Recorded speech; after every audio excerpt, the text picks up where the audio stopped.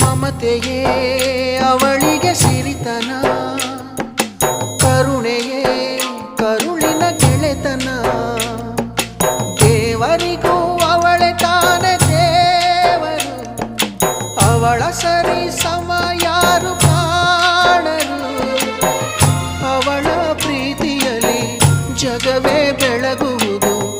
ಅಮ್ಮ ನಿನಗೂ ಮೊದಲು ಜಗದಲ್ಲಿ ಯಾರಮ್ಮ, ಹೆತ್ತವಳು ಯಾರಮ್ಮ, ಹೊತ್ತವಳು ಯಾರಮ್ಮ. ಅವಳಿದೆ ಅಮೃತದೇ ಉತ್ತರವು ಇದೆಯಮ್ಮ.